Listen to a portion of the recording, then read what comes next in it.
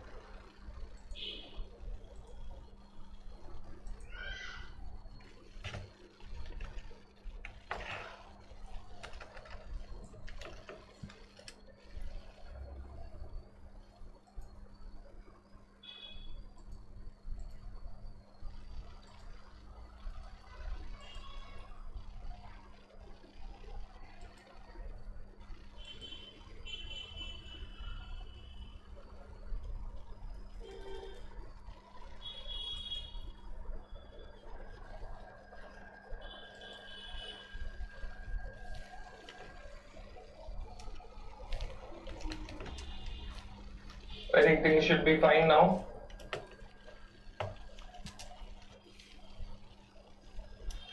Both the voice and video should be very clear now.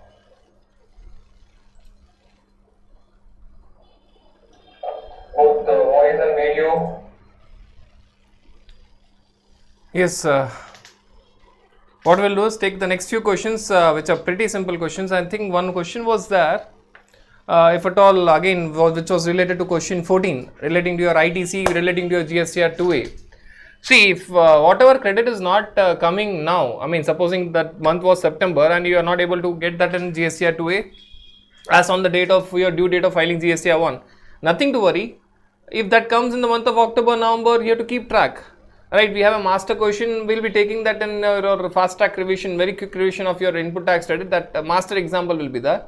That will automatically be again coming to the months in which that is reflected. So, if at all this month I did not get a particular credit in my GSTR 2 and I get in the next month or after 2 months, yes, obviously I can take the credit in the month in which I am getting the same. Right. Now, focusing on question number 16. So, pretty simple question, appeals question. Right, briefly examining whether appeals or review application filed in the following independent cases is within the time limit prescribed under the GST law. Right, part 1 is the adjudicating authority issued an adjudication order on 23rd of April and the same is communicated to the taxpayer Mr. X on 20th April. Friends, the time limit starts from the date of receipt of order, not from the date of order. So, when I receive the order, only from that date it will start. So, it will start only from 28th of April.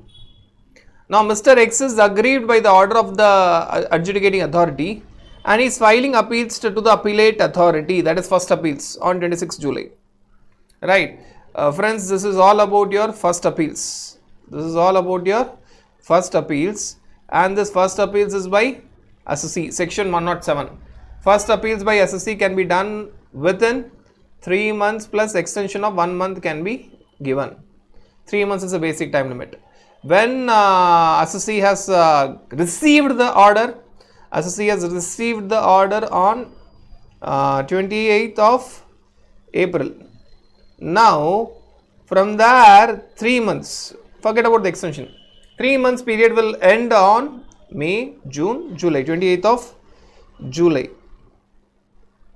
Now, when SSC is going for appeals, 26th of July. So, can he go for appeals? Yes, because he is going within the time limit of 3 months. He is going within the time limit of 3 months. So, within 3 months, he is going within the time limit of 3 months. So, that's all about the first part. First appeals by SSC, that is first appeals means appellate authority. We are not talking about tribunal or high court or supreme court. First appeals by SSC, time limit is 3 months plus 1 month as per section 107 of CGST Act. Now, the next part, friends. Adjudicating authority passed an order on 3rd of March and it is communicated on the same day to the Commissioner. Commissioner directs his subordinate officer to file a review application to the appellate authority, which means that this order is in favor of SSC and department wants to challenge its own order. It is all about department wants to challenge its own order. Okay, is it possible? Highly possible. Department can challenge its own order when Commissioner directs to do that. The subordinate officer has filed a review application on 23rd April. Friends, this is nothing but first appeals by department against its own order. First appeals by department against its own order, and as per section 107, the same section, the time limit for department in this case is 6 months plus 1 month extension. 6 months plus 1 month, right? So you're talking about 6 months time limit. You're talking about 6 months time limit. Extension is the same, 1 month. 6 months plus 1 month. Now, when the order is communicated to the commissioner on the same day, which means that the order came on 3rd of March, communicated on the same day. 3rd of March, 6 months will end on your 3rd of April, May, June, July, August, September, 3rd of September. So forget about the extension. 6 months will end on 3rd of September. But when department is trying to challenge its own order on the direction of the commissioner, 23rd of September, which means that it is after 3rd of September. So basically it is after the time limit. It is after the time limit, after 6 months. After 6 months. Which means that prima facie the time limit to challenge its own order is not possible. Yes, revisionary authority is there beyond 6 months up to 3 years. That is a different story altogether. But you are talking about appellate authority. Basically time limit is 6 months. That 6 months has gone elapsed on 3rd of September. But wait, can it be extended? Yes, appellate authority can extend up to 1 month. If it is extended up to 1 month, that will end on 3rd of October. Whether 23rd of September is within 3rd of October? Yes. If extension is granted for sufficient causes, sufficient reasons are there for extension, then yes, this review application by department against its own order on 23rd of September can be accepted, but not within the main time limit 6 months. It is based on extension, where extension will be given by appellate authority, that is basically joint commissioner appeals or additional commissioner appeals or commissioner appeals, if there is a sufficient reason for delay. That's all about your question 16, where you talk about first appeals by SSC and first appeals by department. Right. Now, basics, very simple questions. I don't think so there is any scope of any discussion here. Now, let us move on to the next question, a very interesting question, question 17. Question 17 basically talks about your place of supply, right? A question which is, this question is drafted in such a manner that all the provisions of a place of supply, whether you talk about section 10 or 11 or 12 or 13, all are covered.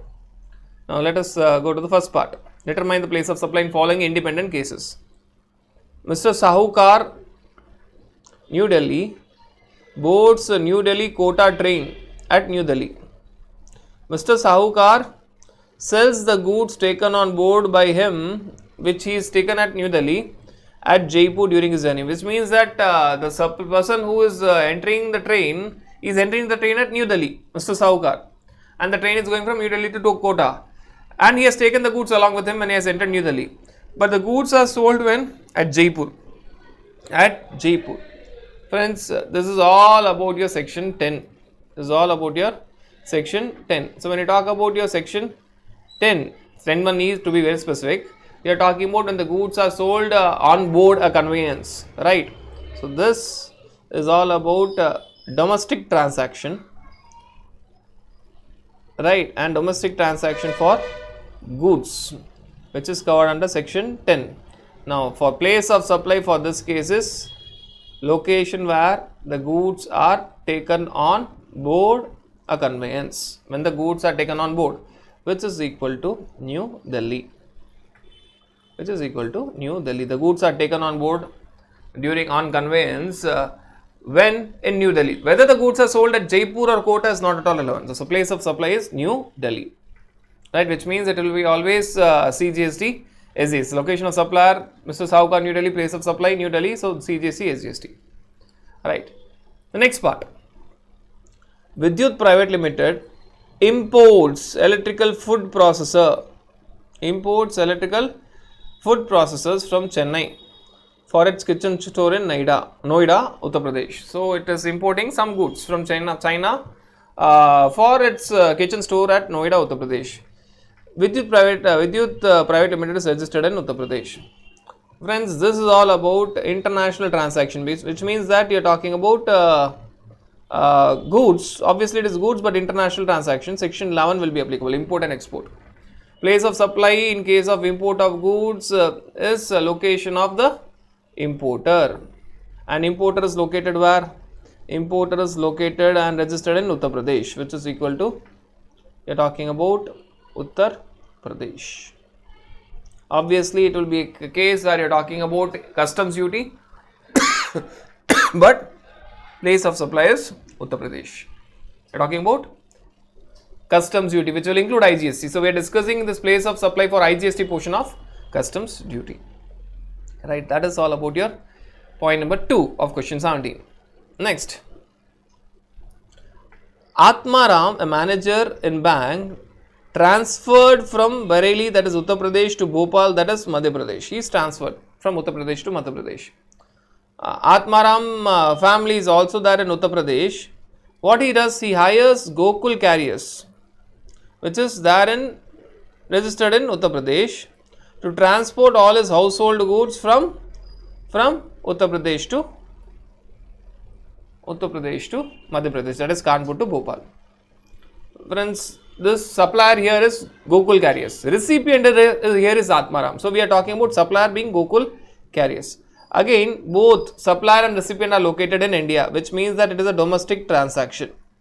Domestic transaction where you are talking about services, because the service is that of hiring of a vehicle for transporting the goods. Right, section 12. Section 12. So, in this case, the recipient is not registered. Rather, when you talk about transportation of goods under section 12, even whether by way of even mail or courier, for an unregistered person, this is for unregistered person. Why? Atmaram is unregistered person. Place of supply for such recipient is location where the goods are taken on board for transportation. Location of origin of goods. Location of, if I were to write in a simple language, location where the goods are loaded for further transportation, which means that location of origin of goods. Origin of goods. The goods are handed over for transportation. The location where the goods are handed over or loaded for transportation. Where the goods are handed over for loaded for transportation, it is in Kanpur. Right, Kanpur, that is you are talking about Uttar Pradesh.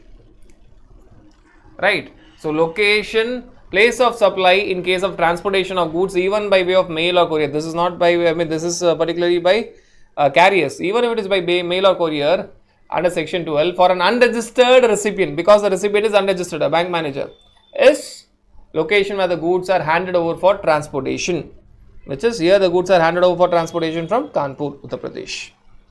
Right. That is all about your point number 3. Now, point number 4.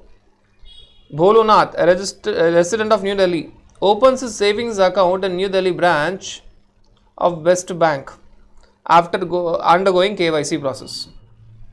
He goes to Amritsar for some official work and withdraws money from West Bank's ATM in Amritsar, crossing his limit of free ATM withdrawals, which means that there will be some charges. There will be some charges for such financial service. Again, understand that supplier is the bank, Best Bank. Recipient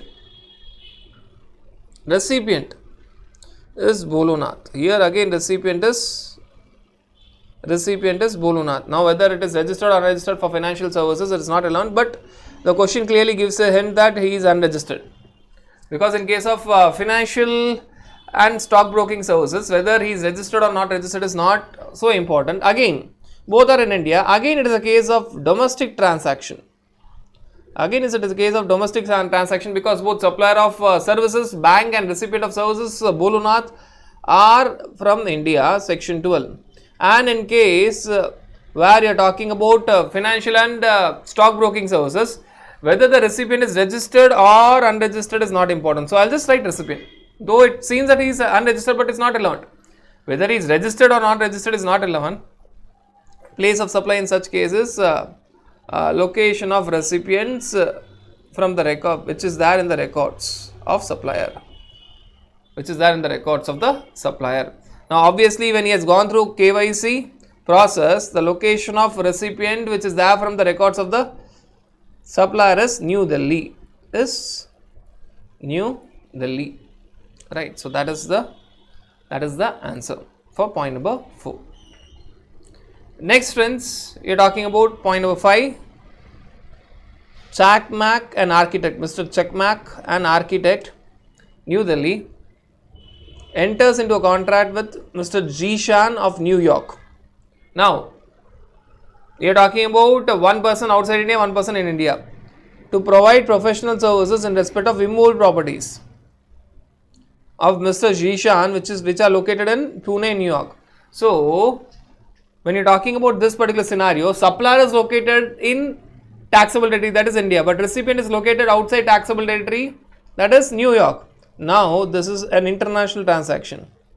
The moment whether supplier, location of supplier or location of recipient is outside India, then you're talking about the international transaction of services, section 13. So, why services? Architect services.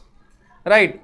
When you talk about section 13, when you talk about immovable property, the answer per se, section 13.4 will tell that it is per se location of immovable property. So, place of supply in such cases will be location of immovable property, which is both Pune as well as New York.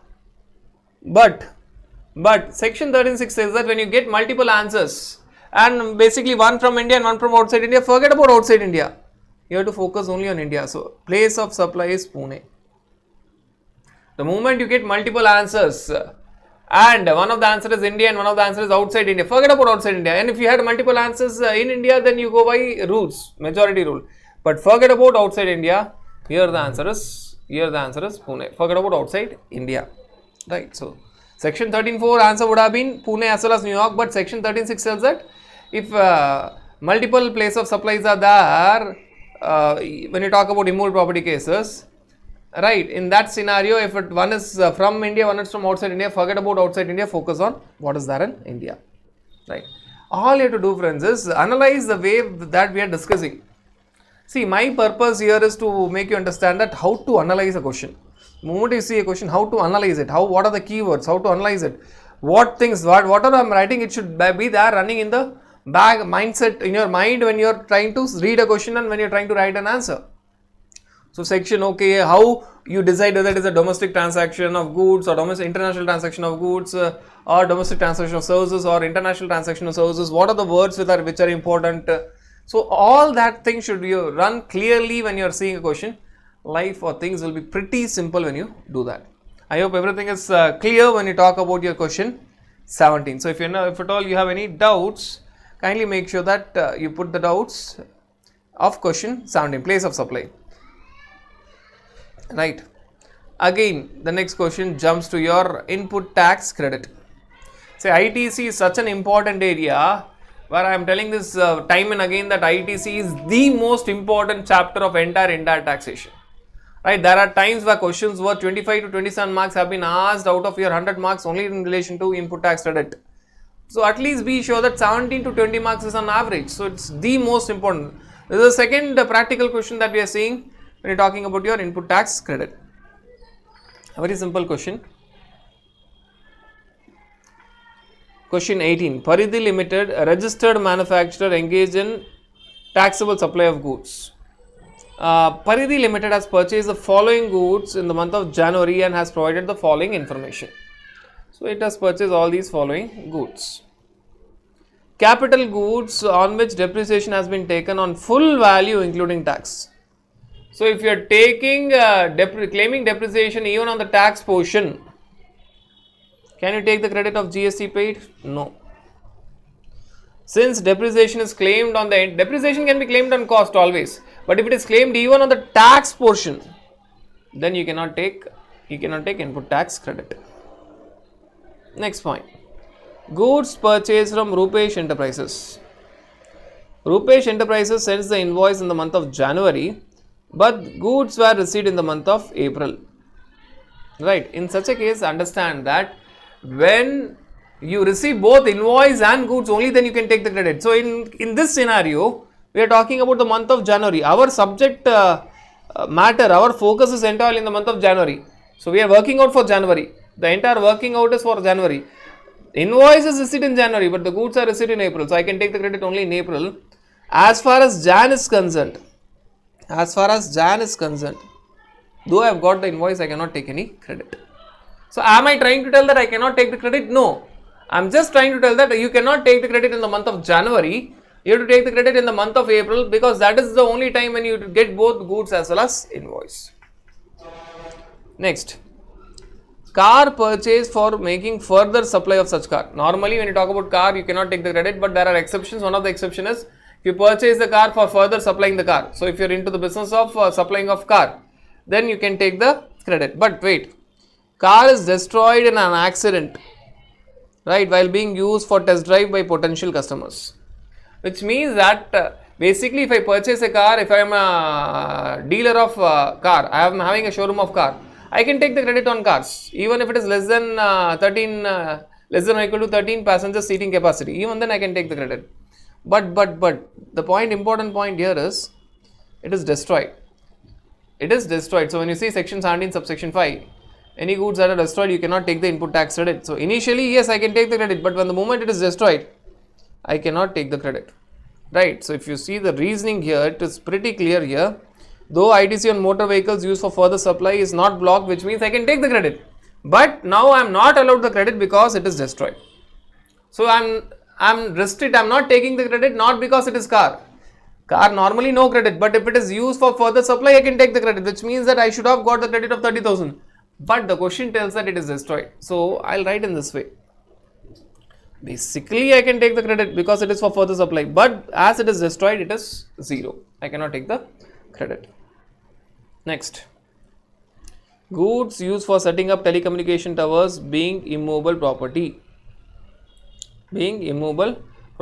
Friends, understand that when you talk about telecommunication towers and pipelines outside the factory, they are nothing but your immovable property. They cannot be called as plant and machinery, and when they are capitalized, basically you cannot take the credit. Any immovable property, goods for the purpose of immovable property, you cannot take the credit unless otherwise it falls under exception. Now nothing is given here, which means that it is not falling under any exception because nothing specific is given. I cannot take the credit. Even though it is used in course of furtherance of business, I cannot take the credit. See the reasoning. For construction of an immovable property, it is blocked even when the goods are used in course of furtherance of business. I can always sell that it is used in my business, but still I cannot take the credit if it is an immovable property. The same is true for pipelines outside the factory. Goods purchased from Sumo Limited. Full payment has been made by Paridhi Limited to Sumo Limited against the supply, but tax has not been deposited by Sumo Limited in April. The tax is yet to be deposited. Tax has been deposited in the month of April rather. So though it has been purchased in the month of January, but Sumo Limited has paid the tax in April. Now this is a very interesting point, and a lot of students have confusion in this point. See, yes, there is one of the condition that supplier should have paid the tax, but that is not the condition that has to be satisfied at that point itself. It has to be satisfied at a later point of time. Moreover, when you have the concept of GSTR 2A, which means that if you get that transaction in your GSTR 2A, you can take the credit. Supplier, whether or not he has made the payment is one of the condition, but that condition has to be checked in future by departmental officials. It is not by you. You cannot check that. Right, so whether he has paid it or whether he has shown the full transaction, that is not possible in your hands. Right, all you have to do is you have to check your GSTR 2A whether it has been whether the transaction is there or whether it is falling within the ad hoc limit of that 10%. All you have to do, check that. Right, now here I can take the credit of this 10,000. Now this note is very important because a lot of students will have confusion here. ITC I'll be claiming in the January because all the conditions are satisfied. Right. Now The claim will get confirmed only when the tax is paid by the supplier, but that will be checked by the departmental officials later. You are not going to check that. Yes, that is one of the conditions, that supplier should have made the payment of tax for you to take the credit, but you are not going to check that. That you are going to ignore for the time being. That will be checked by the department at a later point of time whether or not it is done, and even that is also under a very area which is under litigation. Obviously that will be challenged by the SSC. That is a different part, but nevertheless for your exams, that condition that supplier should have paid the tax should not be fulfilled at the point of purchase or at the time of taking credit. That will be seen by the department at a later point of time, so you should not be worried. And if it is not paid, then department can ask you to reverse the credit, but it is not a condition that you have to see at the time of taking the credit. Now here 36 sub rule 4, which says rule 36 sub rule 4, which means you are talking about GSTR 2A plus 10%. Here it is not applied as the data is not given. For that to happen, the question should give the data, as we have seen in earlier question, where supplier should have filed his GSTR 1 within the due date, so that it gets reflected in your GSTR 2A as on the due date of GSTR 1. So that we have not seen because nothing is given in the question about GSTR 2A, right? There are two different things. Your supplier filing your GSTR 1 is important, real time. You have to see it real time because it gets reflected in GSTR 2A. So your supplier should file GSTR 1 on or before the due date, so that you get the transaction in your GSTR 2A. That has to be checked by you real time. But supplier paying the tax is a condition, but not to be checked by you at the time of transaction. That will be seen by the department at a later point of time. Next, truck purchase for delivery of output goods. When you talk about goods transportation vehicle, there is no restriction. You can take the credit. You can take the credit. So the total credit here is 90,000. Right. So that is all about this particular question. So we have done with all the questions, practical questions of your GST. The last two questions are left out, which is basically from your customs. Simple basic questions. Obviously customs, one question will be sure from your valuation, that is that. And the other question is all about your anti-dumping duty. Yes, we'll move on to the next part. Question 19. Valuation of imported goods. If you have any doubts, you can type your doubts. I'll be seeing in the end and I'll be answering the points. Question number 19. Valuation of imported goods. Now, SGNA Industries Limited, Surat, has imported one machine through vessel from Japan in the month of September and is furnishing the following details. Cost up to port of exportation incurred by the exporter, 5 lakhs. Loading charges at the port of exportation, which means loading charges is not in India, it is there in Japan, 1,25,000 yen. It is all in yen. Freight charges from port of export, that is Japan, to port of import in India, 50,000. Following additional information, following additional amounts have been paid by SGNA Industries Limited, that is importer. Designing charges necessary for machine paid to a consultancy firm in Mumbai. So designing charges, which was a base for that particular machinery, was not done by the exporter of Japan, but it was done by a consultancy firm in Mumbai, rupees 9,50,000. Commission paid, it is not buying commission, to local agent of exporter, it is selling commission to local agent of exporter, right? So it is selling commission which is paid rupees 50,000. Actual landing charges paid at the place of importation, rupees 20,000. Actual insurance charges is not ascertainable. Light rate charges at the port of importation is rupees 30,000. Rupees 30,000. Now, what you have to do? You have to just go step by step. I have not given the answer in a way ICAI has given. We have a standard format for working out valuation question of customs, and we have worked out in that particular manner. That is the reason we have not taken ICAI formatting. Even all the other previous questions are answered in our simple format, not in the format of ICAI. Now the rate of basic customs duty is 10%, SWS 10%, IGST 12%. Rate of exchange to be taken is for 1 yen is rupees 0.68 per yen. You are required to compute total customs duty including IGST, which means that they are not interested in valuation, but without valuation you cannot calculate customs duty. So first you have to calculate value. First you are required to calculate value. Now cost up to port of exportation. That cost obviously you are going to include. What was the cost up to port of exportation? Always have the answer in two parts. First value, then duty. Valuation format should be particulars, value in foreign currency, exchange rate, and value in Indian currency.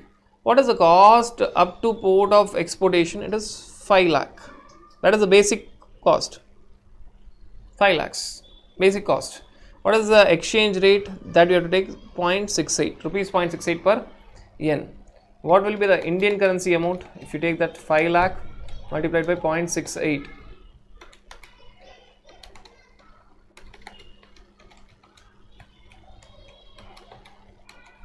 3,40,000. So that is the basic cost. Now you are talking about loading charges at the port of exportation. That will be part of cost. Loading charges at the port of exportation. That amount comes to what is given there? 1,25,000 yen. Right. When it is in yen, obviously you have to convert 1,25,000 yen multiplied by 0.68. So it will give you 85,000. Now first objective is to find out your cost, that is FOB. So first you are trying to find out your FOB.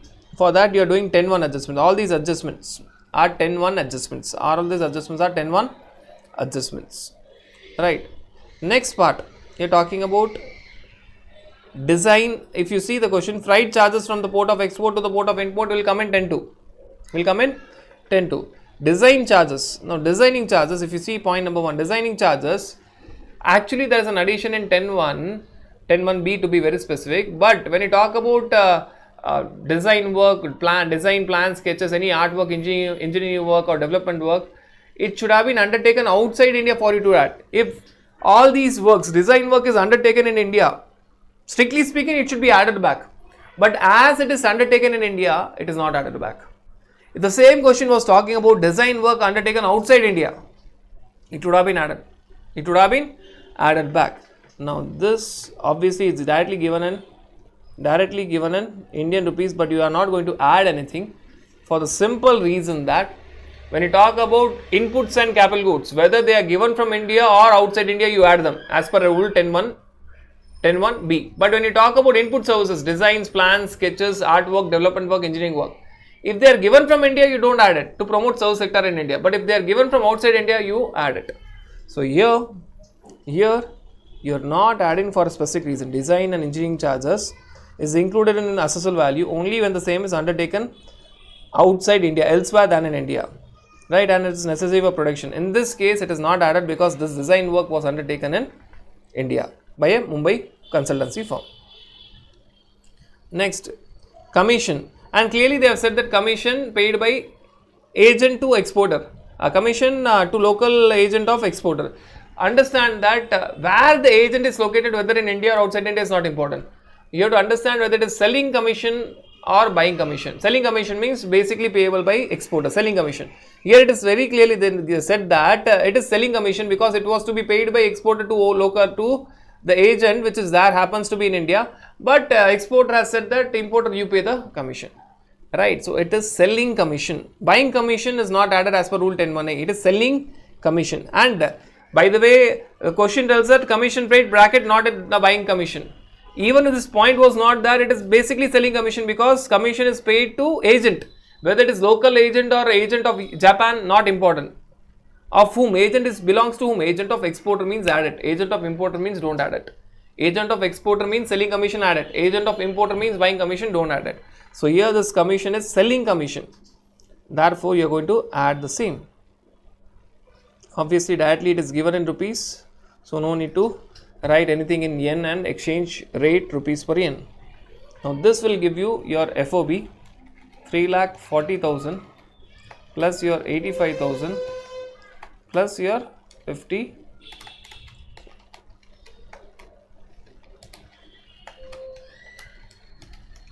4,75,000 FOB, right? FOB is nothing but your basic price, basic cost plus Rule 10(1) adjustments. Rule 10(1) adjustment and basic price is will give you adjusted FOB.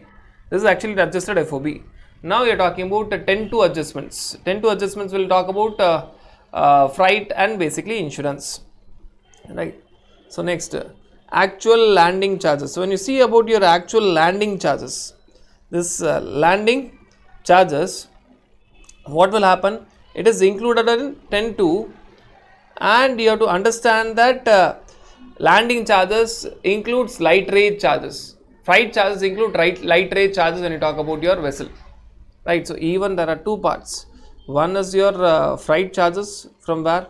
Freight charges from port of export to port of import. Freight charges from port of export to port of import. How much was there? 50,000. Because it is given in, you have to be very careful. So first point we have taken, second point we have taken, designing part we have taken, commission part we have taken. Now we are focusing on freight charges, right? 50,000 yen. So you have to convert it, 0.68.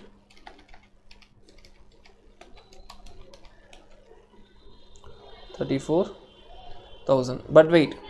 When you talk about import by vessel, there is an explanation which is attached, which said that, which tells that cost of your cost of transportation, loading, unloading, transportation charges will also include light rate charges in case of vessel.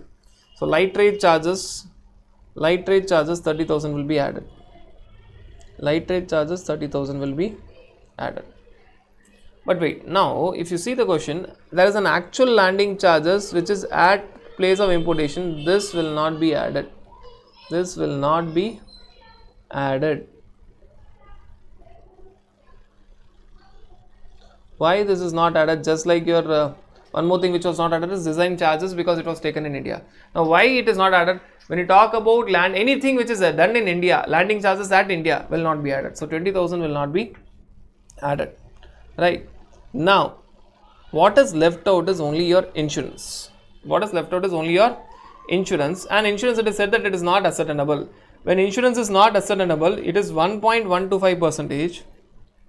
It is 1.125% of your 4 lakh adjusted FOB, 4,75,000. When insurance is ascertainable, take actual insurance, and it is not ascertainable, it is 1.125% of 4,75,000. So this 4,75,000 which is adjusted FOB multiplied by 1.125% will give you 5343.75. Now CIF will be 4,75,000 which is adjusted FOB plus 34,000 plus 30,000 plus 5343 or 5344, rounded off to nearest would be 1, which is 5,44,344. 5,44,344. Now an important observation. Strictly speaking, there is a problem with this question. That's a small understanding difference between ICAI and ourselves, but we are ignoring that because the ICAI has been following that for a very long time. Now what is that trouble? This loading charges at port of exportation. We are done with the valuation part. Only thing is now calculation of duty. Now what is the trouble here? This loading charges at the port of exportation is actually an addition as per rule 10(2), and even ICAI accepts the same, because when ICAI is writing a note, it is telling that refer note 1 for loading charges, note 1 for freight charges, note 1 for light rate charges. So even ICAI understands that it is 10(2) adjustment, but ICAI tells that, ICAI tells whenever it is loading charges at the post of exportation, you have to, though it is 10(2) adjustment, you have to include in adjusted FOB. I will tell in this way. Normally it is FOB add rule 10(1) which gives you adjusted FOB. Add rule 10(2), that is freight and insurance basically, which will give you CIF, cost, insurance, freight. Value for import is CIF, right?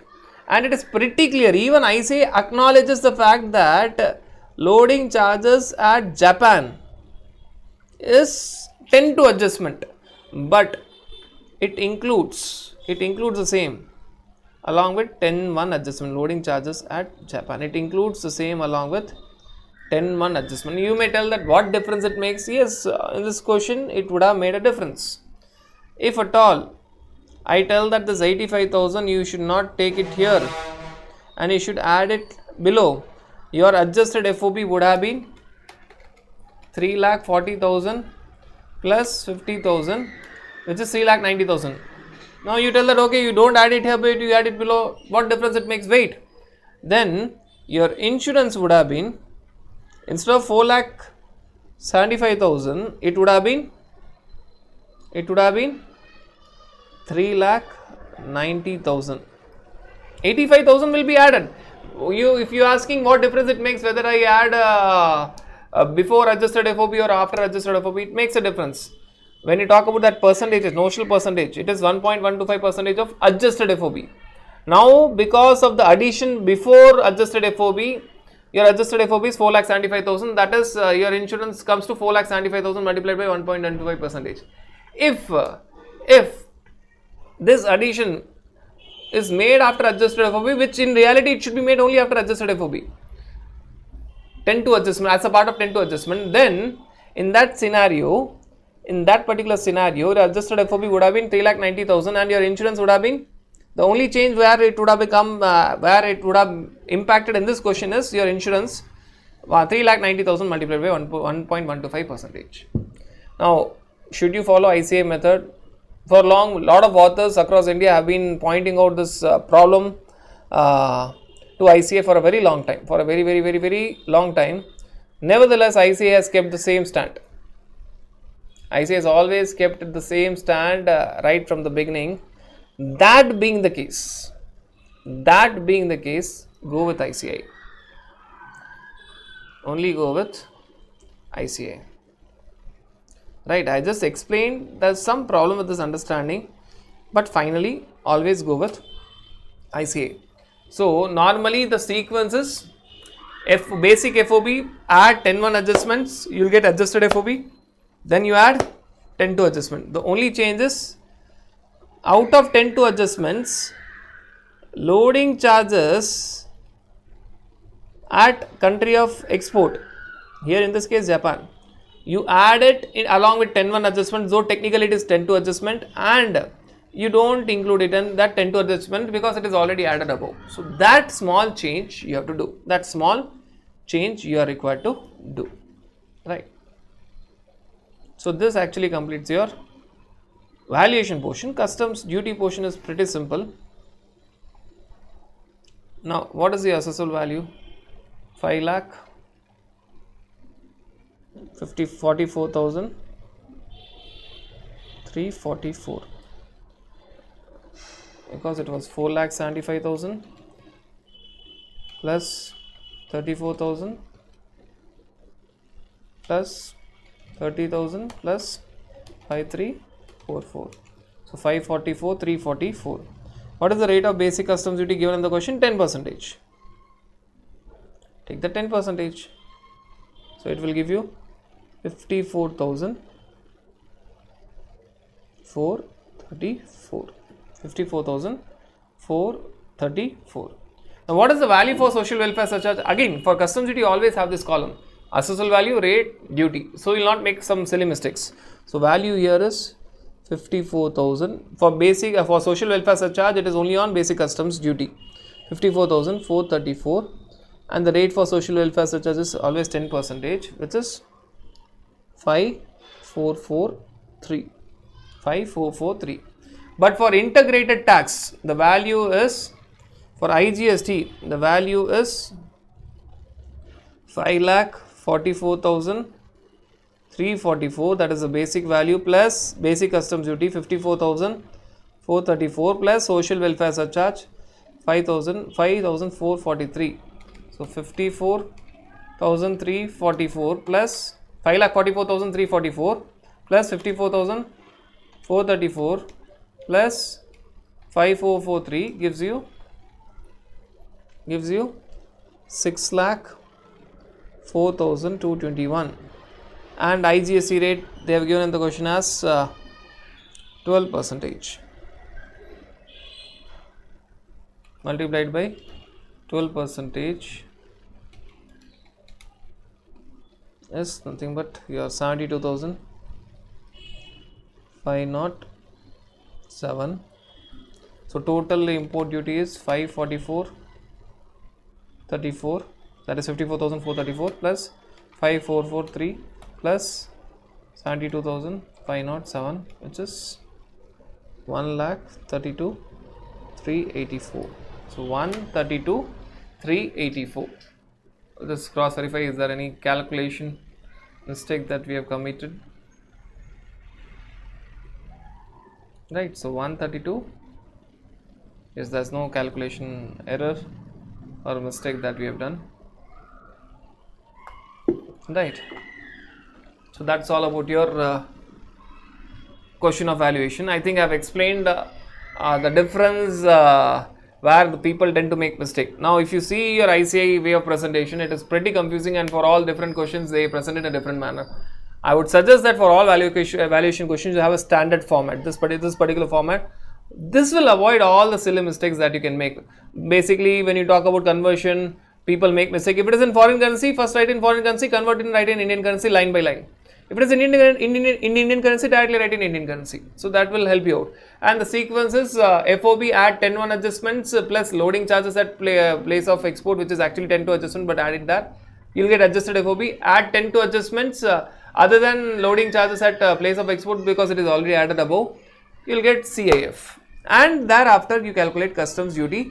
Make sure that you write value, rate and duty, because you will not make any mistakes. You will be very specifically focusing on what is the value. Right. So that is all about your valuation question. Right. Now, yes, Jay Shankar, thank you for your appreciation. I believe the dedication level is only because of my students, nothing more. I give it back to all your students. My dedication is purely only and only because of the love and affection that you guys share. Right. Now let us see the last question and let us complete this RTP analysis. Anti-dumping duty, a very simple question. See, when you talk about types of customs duty, there are three special import duties: your anti-dumping duty, your anti-subsidizing duty, or otherwise called as countervailing duty for subsidized articles, and safeguard duty. Very simple. All you have to do is understand the concept once, for what it is there, and see the formula. Things will be very, very simple. Now let us see this question. Section 9A talks about your anti-dumping duty. So this is a pure practical question.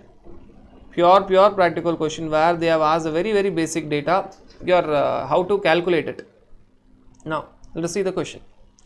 KTU Limited has imported certain goods for sale in India from country Z, which are liable for anti-dumping duty. So when they are imported from country Z, they are liable for anti-dumping duty. Country Z sells the goods in its domestic market.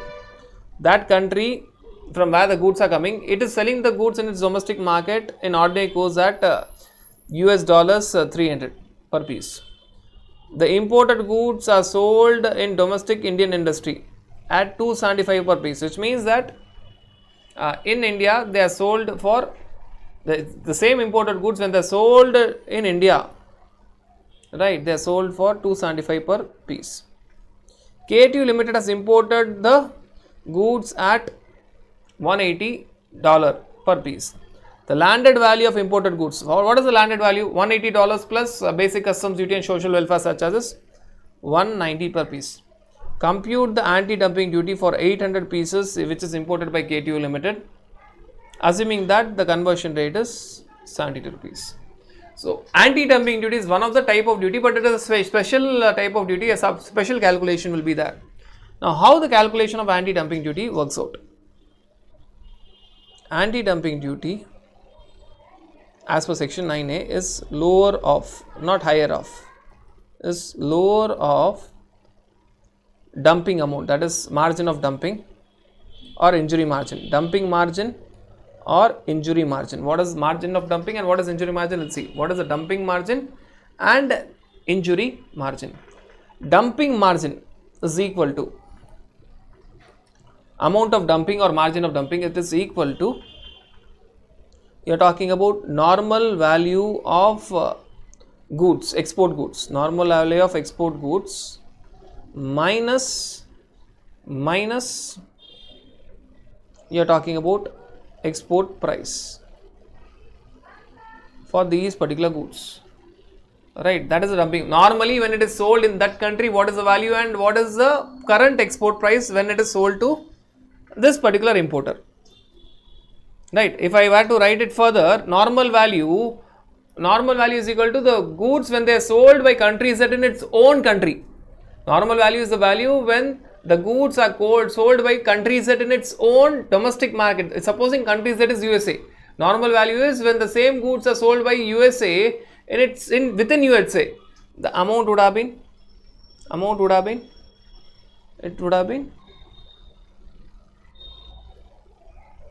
300. When country Z is selling the same goods in its domestic market, it would have sold in its own country for US $300. And when it has sold to KTU Limited, it has sold for $180. It has sold for $180, right? So that is giving you as 120. The difference is $120. So dumping is $120. That country, when the goods are sold within that country Z or USA, it is $300. But when it is sold to the importer KTU Limited, it is sold for 180. So dumping means they want to penetrate in India. So they are selling at a very less price. So dumping amount is $120 per piece, right? But wait, answer is not over. This is the amount of dumping. What is the injury margin? Injury margin is the difference between fair selling price. Fair selling price is non-injurious price minus landed cost of importation. Landed cost of importation. Now what is the fair selling price? Now fair selling price is nothing but when these imported goods are sold in domestic Indian industry. So when they are actually imported and sold. When you bring the goods and you sell it in India. Assume that you have imported the goods. What is the price when the goods are imported and sold in India? The first selling price after importation. Like that, first selling price after importation, the real worth, the first selling price after importation is 275 per piece. That is the fair selling price, the real worth of the goods, non-injurious price. So it comes in India and it is sold in India for 275, which means that if the same were manufactured in India, it would have been sold for $275. So fair selling price is $275 minus landed cost of importation. Friends, landed cost of importation is nothing but the same export price by the country Z to the importer KTU Limited. But the difference is, it is in addition to $180, it will be adding even the basic customs duty and social welfare surcharge, $190. So if I were to tell here, from here you add basic customs duty and social welfare surcharge, you will get it. So the export price for the exporter or the import price for the importer plus BCD and social welfare surcharge will give you your landed cost of importation, right? Which is nothing but $85. $85. Now what is the lower of the two? The lower of the two is $85 multiplied by, what is the conversion, rupees 72 per dollar multiplied by for how many pieces? 800 pieces, which is equal to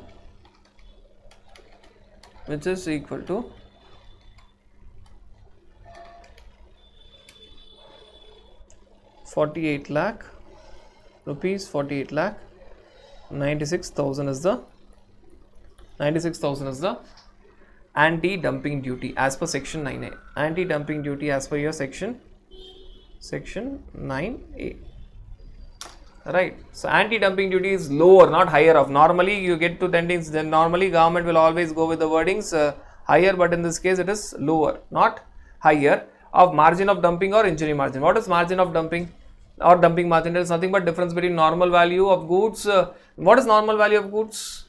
When the export goods are sold within their own country. So dumping margin is difference between normal value minus export price. What is the export price? The price at which the goods have been imported by that particular importer, and that is dumping margin. Dumping margin is equal to normal value minus export price, or injury margin, which is equal to fair selling price minus landed cost of importation. What is fair selling price or non-injurious price?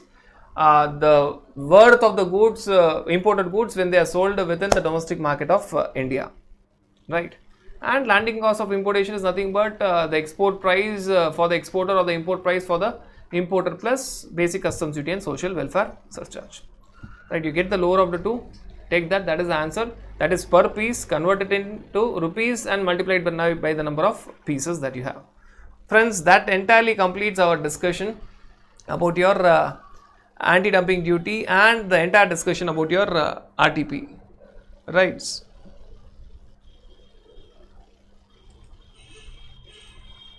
So you have a doubt, okay, but sir, I believe we'll take up the doubts for a few minutes and then we'll wind up. What is the doubt? I think that is about your valuation, sir, but as per ICA suggested answer is given us 4,75,000, which is the same as the answer.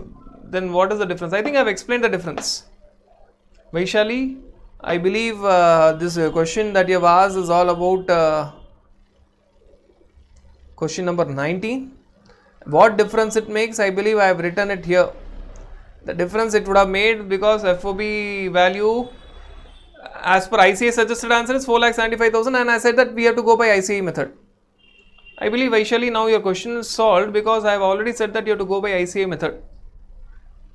I have explained there is a problem with ICA's understanding, but I have again said that you have to go by ICA method. I believe things are clear now.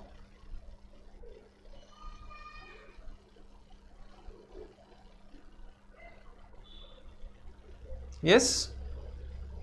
So Vaishali Jain, your question about your 4,75,000, and what we have taken is same, because we have gone with ICA method.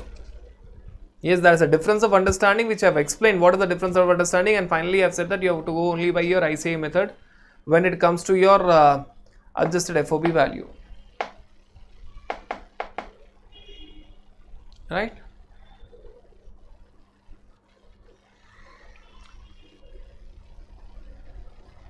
Yes friends, I think our entire discussion about your RTP is thoroughly seen. I have made sure that you go through that process when you are sitting in exam hall, how to go through that process. That process was very important, how to look at the question, what are the keywords that you have to focus on, how to take a break, and how to understand the intricacies of the question. That we have gone through all the points, and those who have gone through RTP, that was the only valuation that you have taken back. Otherwise, there was no surprise package in this RTP except for your question number 1 case study where 5 MCQs were there. Other than that, other questions are very simple basic question, which is not as per the standard of normal RTPs. Normal revision test papers have got a higher end of, they have certain questions which are out of the box, where you have to think twice or thrice, and the chances of making silly mistakes are more, right? So everything is discussed in this RTP. I hope this was pretty helpful for your understanding, and basically not about the question, basically how to tackle the question. So you are now confident of how to tackle the question. The purpose why the answers were left blank and why we have talked about the answer is to ensure that you do the same thing in exam hall. If I were to discuss along with the answer written here itself, then it would have not made any sense to you. That is the reason, if you see this entire discussion, answers are not at all given. So we have worked out each and every question so that you know how to analyze it and how to present it, right? Thank you. All the very best, and as promised, I will be sharing 5 to 6 videos of key important topics. I'll try to upload it one each day, right? So by the end of maybe 7 to 10 days, you'll get all these important chapters videos uploaded. You can go through it, very important topics, right? So though the plan was to upload most of the videos, but we are now restricting ourselves to only very important chapters videos with sharing of QR infographics. And friends, this QR infographics will be on sale from next attempt. But whatever topics we are discussing in this quick revision classes in RDX channel and my channel Vishal Jain, those topics PDF files will be shared to you, because you have to go through those PDF files for your quick revision. Right. Thank you. Happy day. Take good care of yourself and make sure that you're safe in these difficult times. Do not take unnecessary risk of going outside. Avoid going outside. Even tell your family members not to go outside every now and then, just for some reason or the other. I believe that there's lockdown everywhere. At few places partial lockdown, at few places full lockdown. Be safe. At this point of time, your only target, more important than examination, is being safe. Not only your safety, but also your friends and family's safety. Right. Thank you.